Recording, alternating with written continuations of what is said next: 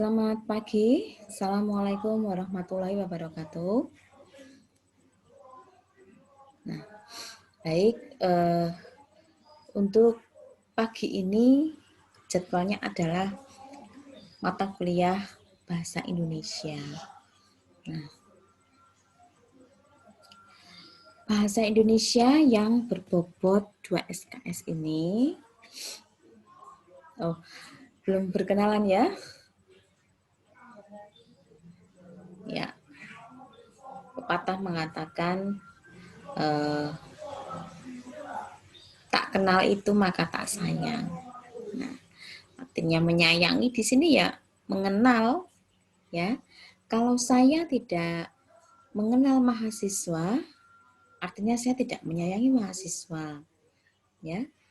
Sebaliknya, mahasiswa tidak mengenal saya, berarti mahasiswa juga tidak menyayangi saya, gitu. Nah, itu makna pepatah yang mengatakan tak kenal maka tak sayang. Nah, baik, untuk pertemuan pertama ini, saya akan memulai dengan memperkenalkan diri, siapa saya, kemudian nantinya untuk bahasa Indonesia dalam satu semester ini akan membahas materi tentang apa, begitu. Nah, saya mulai dari identitas perkuliahan dulu ya. Nama saya barangkali semua mahasiswa sudah mengetahui melalui jadwal yang sudah diterima, yaitu dengan kode atau bisa dibaca pada akun Zoom saya ini. Ya, di bagian bawah itu sudah ada nama saya beserta gelar akademik saya. Nama saya Suprapti dengan gelar akademik saya Sarjana Pendidikan, Magister Kependidikan. Nah, jadi linier ya. Saya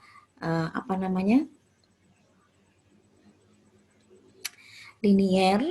Saya lulusan pendidikan untuk S1-nya, kemudian S2-nya itu kependidikan. Nah, kemudian untuk identitas perkuliahan. Nah, baiknya saya tampilkan silabusnya sehingga mahasiswa nanti bisa mengetahui identitas perkuliahan, kemudian materinya apa saja yang akan dipelajari dalam satu semester ini. Begitu.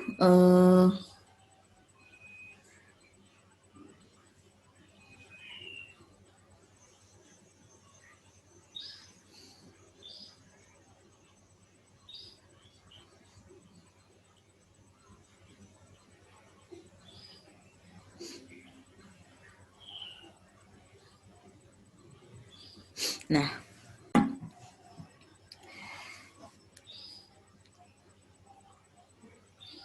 jadi untuk perkuliahan bahasa Indonesia ini ada beberapa materi yang sudah saya tuliskan selama satu semester ini ya, 16 kali pertemuan.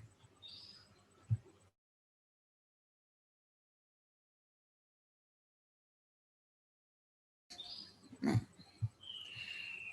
mata kuliah bahasa Indonesia, dosen pengampu Suprapti, Sarjana Pendidikan, Magister Pendidikan.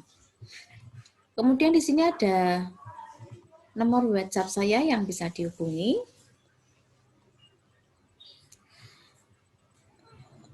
0852 2500 5554.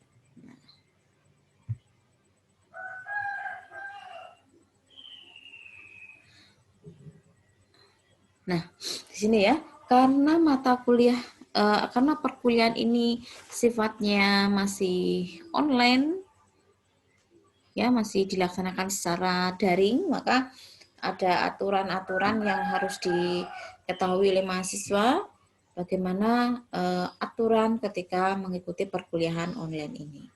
Yang pertama adalah terkait dengan kehadiran. Kehadiran, saya kira untuk perkuliahan secara online ini, mahasiswa tidak ada yang terlambat ya.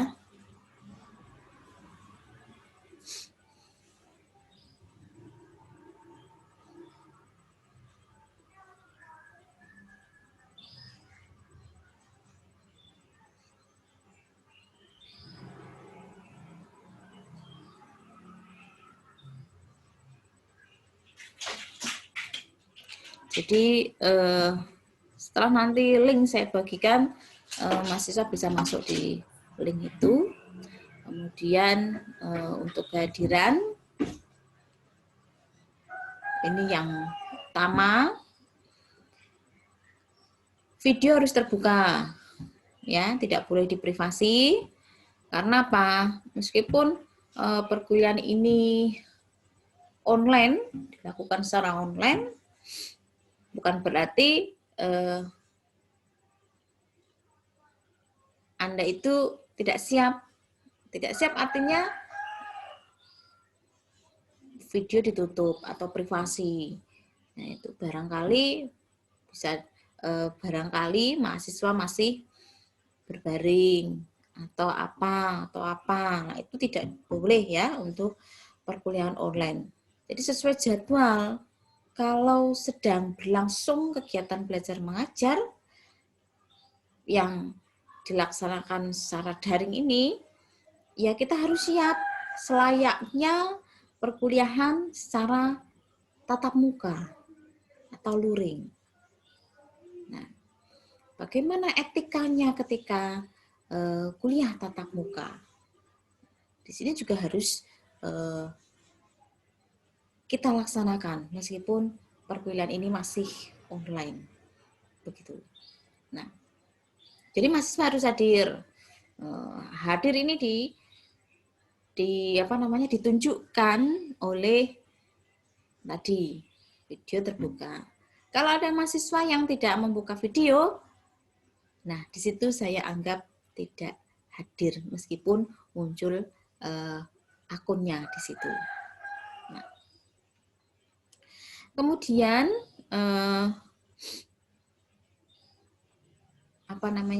tadi terkait dengan kehadiran ya. Jadi video dibuka, mikrofon dimatikan, kecuali bagi mahasiswa yang ingin bertanya itu baru boleh menyalakan mikrofonnya. Begitu terkait dengan perkuliahan bahasa Indonesia secara online ini. Nah, saya lanjutkan.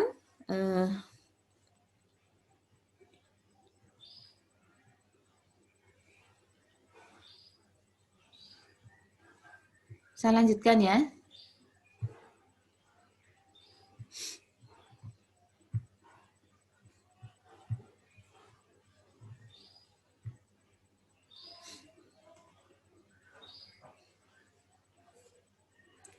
Saya lanjutkan.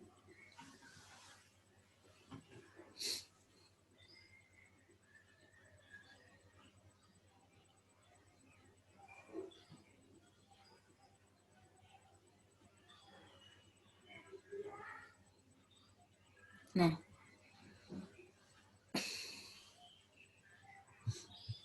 tujuan mata kuliah. Untuk apa sebetulnya ada mata kuliah bahasa Indonesia? Padahal mayoritas adalah warga negara Indonesia, tentu sudah bisa berbahasa Indonesia. Namun yang perlu dibatasi atau yang perlu dipelajari di dalam lingkup perguruan tinggi untuk mata kuliah bahasa Indonesia ini adalah terkait dengan bahasa Indonesia dan karya tulis ilmiah. Nah, ini maka mata kuliah bahasa Indonesia ini sifatnya adalah wajib. Ya. Tentu memiliki tujuan ya, tujuan untuk diberikannya mata kuliah Bahasa Indonesia pada jenjang perguruan tinggi. Tujuan yang pertama adalah mata kuliah Bahasa Indonesia bertujuan 1. Memupuk semangat dan jiwa nasionalisme mahasiswa sebagai bangsa Indonesia. Yang kedua, mengembangkan kemampuan mahasiswa dalam berbahasa Indonesia dengan baik dan benar. Nah, ingat di sini ya, kalau warga negara Indonesia tentu bisa berbahasa Indonesia dengan baik. Belum tentu benar. Nah, maka yang dimaksud dengan berbahasa Indonesia dengan baik dan benar ini adalah berbahasa Indonesia yang sesuai dengan situasi pembicaraan. Situasi pembicaraan itu formal dan non-formal. Apabila situasi pembicaraan itu formal, nah, di sini bahasa Indonesia yang baik dan benar yang harus kita gunakan. Ya.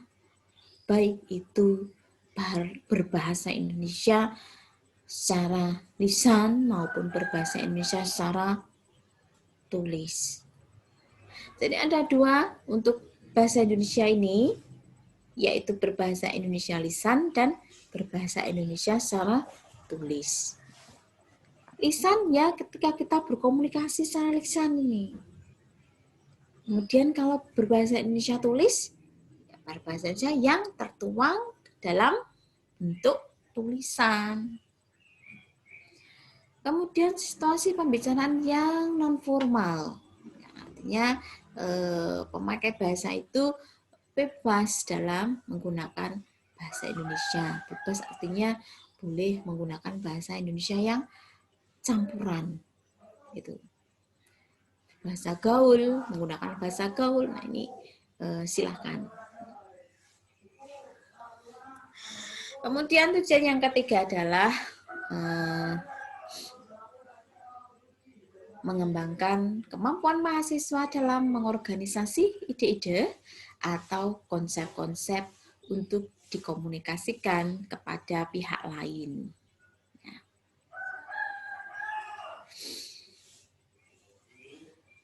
Ya, jadi setelah mahasiswa menerima materi, mendapatkan ilmu, kemudian ilmu itu harus dikembangkan, kemudian nantinya ilmu-ilmu yang sudah Anda peroleh itu, Anda kembangkan itu, mampu Anda sampaikan, mampu Anda komunikasikan kepada pihak lain. Kalau di dalam lingkup perguruan tinggi, pihak lain itu ya berupa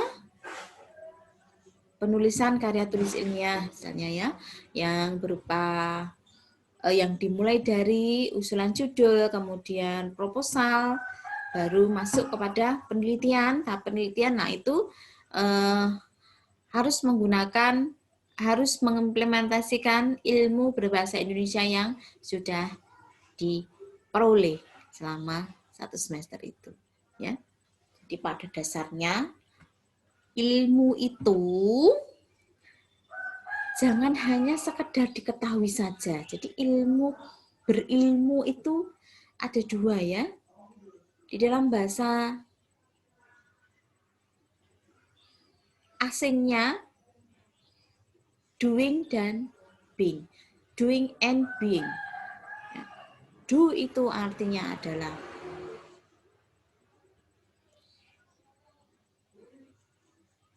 do artinya, saya lupa.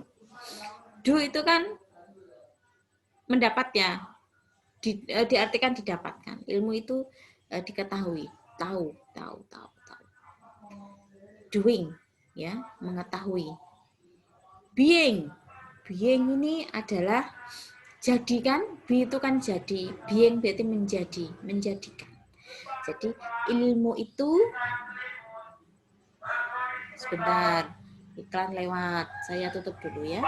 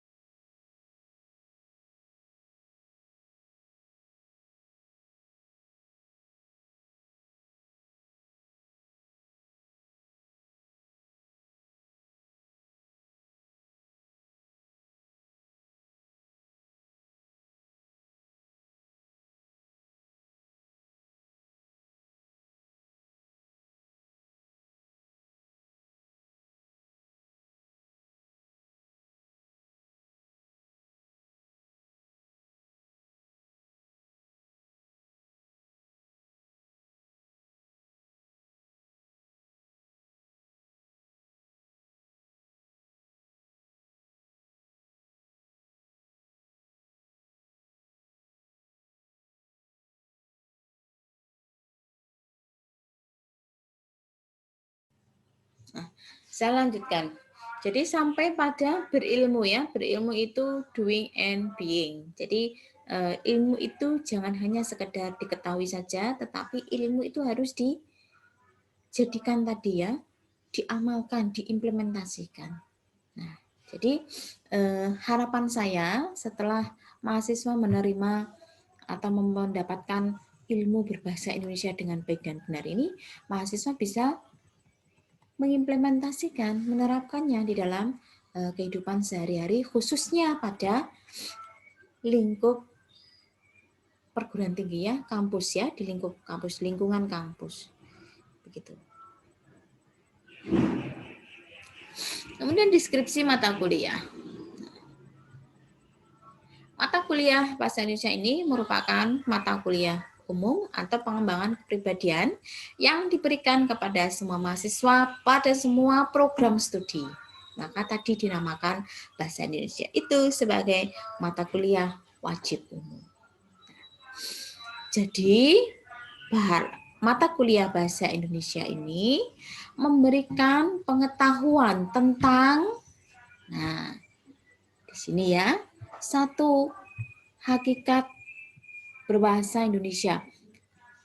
Hakikat bahasa, sejarah, kedudukan, dan fungsi bahasa Indonesia.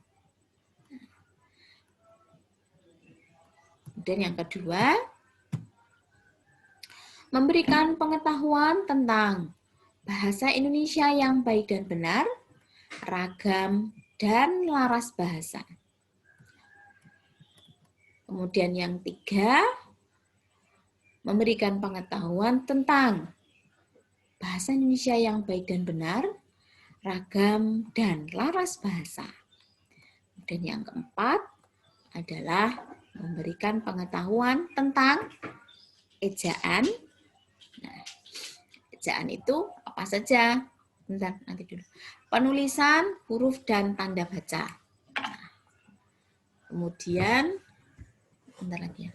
Kemudian yang kelima, memberikan pengetahuan tentang kasus-kasus kesalahan berbahasa Indonesia. Jadi disebabkan oleh apa saja berbahasa Indonesia yang salah itu. Kemudian yang 6, tentang kalimat, ya, memberikan pengetahuan tentang kalimat. Nah, ini nanti bagaimana yang dinamakan dengan kalimat, kemudian kalimat efektif, syarat-syarat kalimat efektif. Kemudian yang ketujuh, memberikan pengetahuan tentang paragraf, ya, syarat paragraf yang baik dan pola pengembangan paragraf. Kemudian yang kedelapan adalah memberikan pengetahuan tentang konsep dasar karya tulis ilmiah. Di sini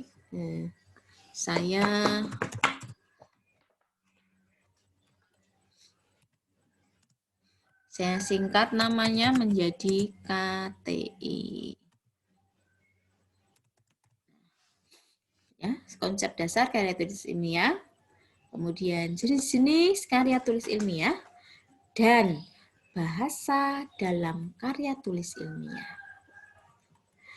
Yang kesembilan adalah memberikan pengetahuan tentang sistematika, isi bagian-bagian karya tulis ilmiah yang meliputi judul, prakata, pendahuluan, isi, dan penutup.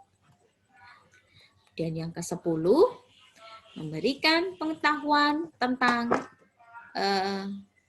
bagaimana penulisan judul, angka, singkatan, tabel, dan gambar. Ya, kemudian teknik pengetikan. Yang ke-11, memberikan pengetahuan tentang pengutipan dan penulisan daftar pustaka.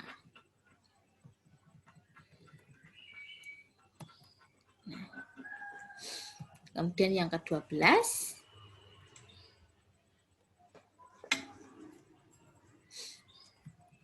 memberikan pengetahuan tentang konsep dasar makalah,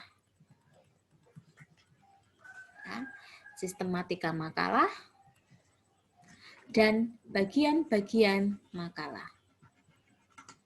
Kemudian yang 13, menulis makalah.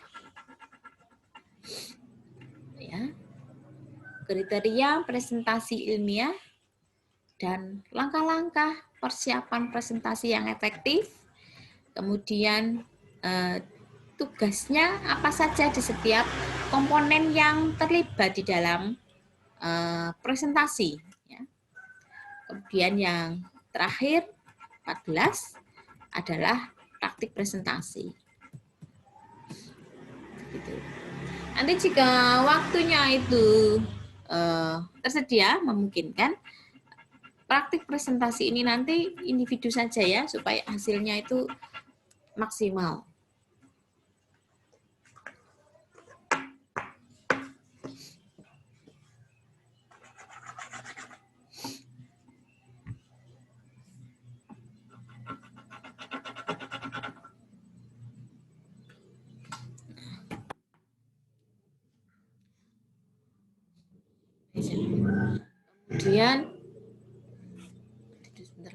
Kemudian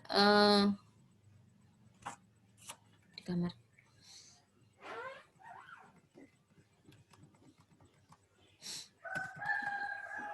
Tadi deskripsi mata kuliah sudah ya.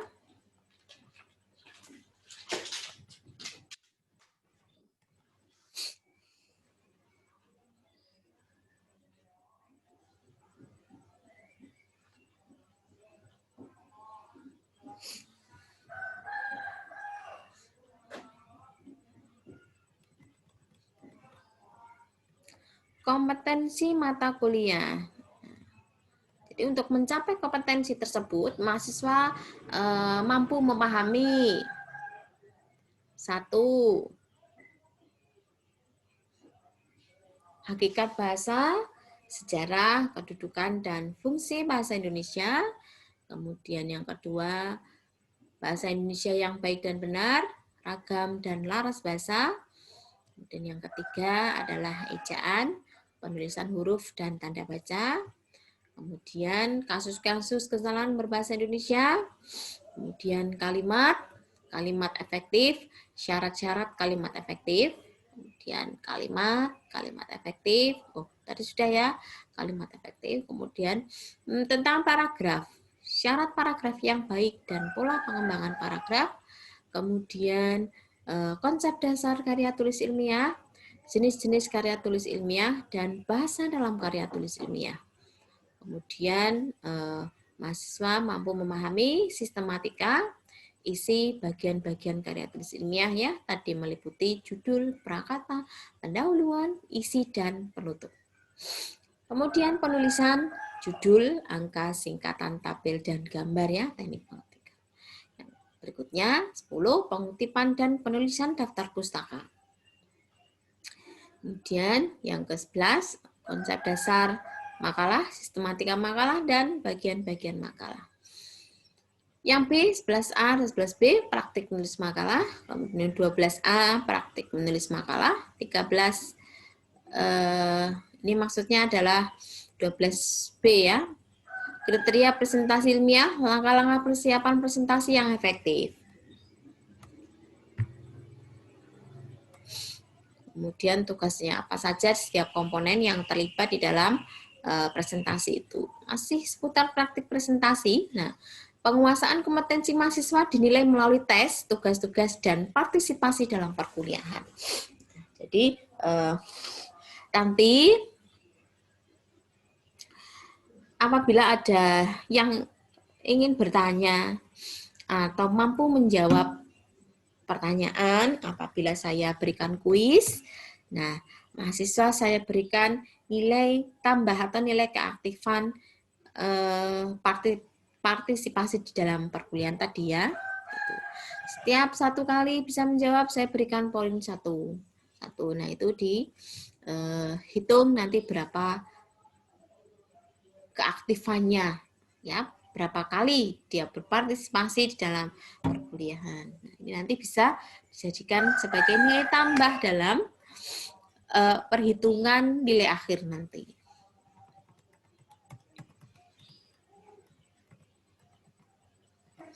Pendekatan pembelajaran. Nah, pendekatan pembelajaran ini menggunakan pendekatan ilmiah ya, dalam bahasa Inggrisnya adalah scientific approach dan konstruktivisme dengan menggunakan berbagai metode dan teknik pembelajaran. Nah, Anda lihat di dalam tulisan saya yang ada pada silabus ini. Ketika saya menggunakan bahasa asing, ya, bahasa Inggris, di sini saya mencetaknya dengan dicetak miring. Ada 1, 2. Nah, ini menunjukkan kalau ada beberapa kata di dalam kalimat yang saya tuliskan ini menggunakan bahasa asing. Ya, dibedakan dengan cetak miring. Begitu. Nanti ini sekaligus sedikit-sedikit saya memberikan materi ya. Kemudian nah, ini di dalam pembelajaran mahasiswa dituntut aktif dan kreatif ya untuk menemukan konsep keilmuannya ya, baik itu secara mandiri maupun secara kelompok. Nah, maka tadi di dalam deskripsi mata kuliah saya tuliskan praktik presentasi ya. Oleh sebab itu saya menggunakan model seminar dan learning from presentation. Nah, ini yang saya gunakan di dalam pembelajaran ya. Selain itu saya juga menggunakan model-model pembelajaran dengan teknik diskusi, tanya jawab, ceramah. Sehingga nanti tujuan di dalam pembelajaran mata kuliah bahasa Indonesia ini tercapai. Untuk evaluasi hasil belajar.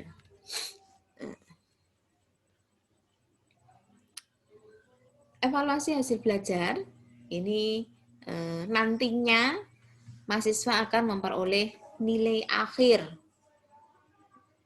Nilai akhir. Jadi mahasiswa ingin memperoleh nilai apa untuk mata kuliah bahasa Indonesia? A, B, mohon maaf ya, ada nilai A, AB, B, BC, C, CD, kemudian D, atau bahkan nilai gagal ya, nilai E. Untuk mendapatkan nilai A, maka mahasiswa harus memenuhi 4 aspek yang sudah saya tuliskan di sini. Jadi nilai akhir yang nantinya akan didapat oleh mahasiswa itu didasarkan pada aspek yang pertama, 1 ini. Aktivitas dan partisipasi di kelas. Ini saya berikan kode N1. bobotnya adalah 5%. Kemudian yang kedua, penugasan. Bisa penugasan berupa artikel, proposal, laporan, studi kasus. Nah, ini saya berikan bobot N2 dengan bobot nilai maksimalnya adalah 25%. Kemudian yang ketiga adalah ujian ya, ujian tengah semester atau UTS. Ini dengan kode N3 dengan bobot nilai maksimalnya 35%. Kemudian 4,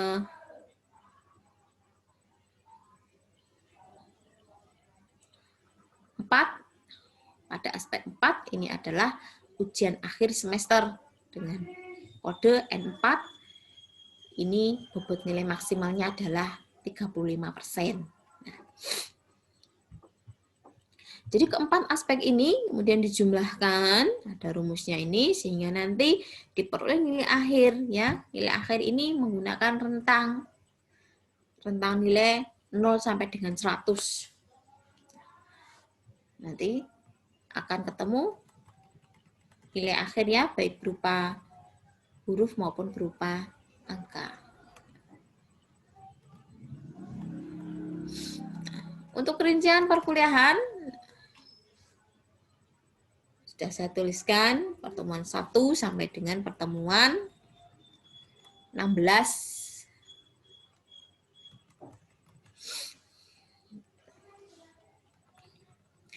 Pertemuan pertama, ini ada hakikat bahasa, kemudian sejarah, kedudukan, dan fungsi bahasa Indonesia.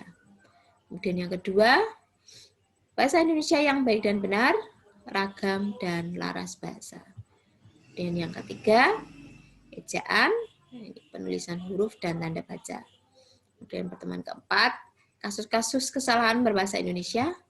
Dan kelima, kalimat efektif, syarat-syarat kalimat efektif. Kemudian yang keenam adalah syarat paragraf yang baik dan pola pengembangan paragraf. Dan yang ketujuh adalah konsep dasar karya tulis ilmiah, jenis-jenis karya tulis ilmiah, dan bahasa dalam karya tulis ilmiah. Kemudian yang kedelapan adalah ujian tengah semester. Biasanya ini sebelum UTS maupun UAS ini ada minggu tenang ya. Ada minggu tenang. Nah, setelah UTS dilanjutkan dengan materi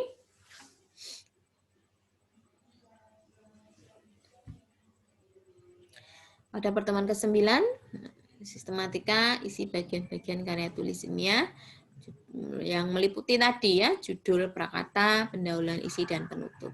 Dan yang ke-10 adalah penulisan judul, angka, singkatan, tabel, dan gambar, dan teknik pengetikan. Yang ke-12 adalah pengutipan dan penulisan daftar pustaka. Bagaimana caranya membuat kutipan langsung, membuat kutipan tidak langsung, dan menulis daftar pustaka yang baik. Kemudian pertemuan ke-12 ini masuk pada makalah ya, menulis makalah, praktik, kemudian presentasi, praktik presentasi. Dan yang terakhir adalah ujian akhir semester. Nah, selesai. Kalau sudah sampai pada ujian akhir semester, artinya perkuliahan sudah berakhir. Lalu untuk buku-buku yang bisa dijadikan sebagai sumber belajar, bahan belajar untuk mahasiswa, saya menggunakan buku yang pertama adalah Pembinaan Kemampuan Menulis Bahasa Indonesia. Penulisnya Sabarti, Akhidah ya, Khadiah. Kemudian penulisan karangan ilmiah. Ini penulisnya Mukayat. Kemudian pengantar semantik bahasa Indonesia, Abdul Khair. Kemudian Kamus Besar Bahasa Indonesia, ini dari Departemen Pendidikan dan Kebudayaan. Kemudian materi kuliah bahasa Indonesia. Kemudian bahasa Indonesia untuk perguruan tinggi.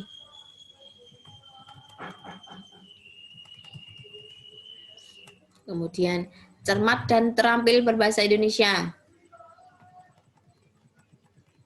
Kemudian menuju kemahiran berbahasa Indonesia. Tata bentuk bahasa Indonesia.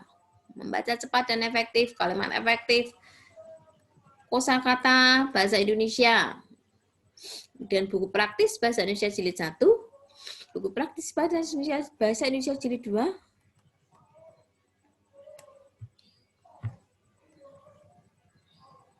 kemudian pedoman menulis daftar pustaka. Nah, jadi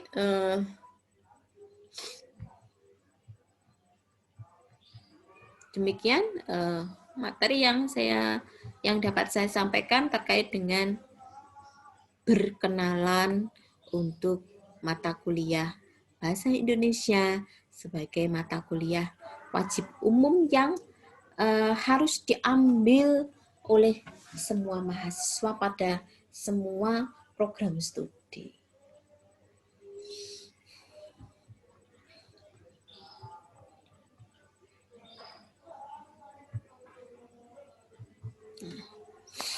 Saya kira pertemuan untuk pagi ini saya cukupkan. Insya Allah bertemu kembali pada pertemuan yang akan datang atau minggu depan. Sesuai dengan jadwal ya, kelas pagi ada di jadwal pagi yaitu pukul 8. Sampai bertemu pada pertemuan berikutnya. Selamat pagi. Assalamualaikum warahmatullahi wabarakatuh.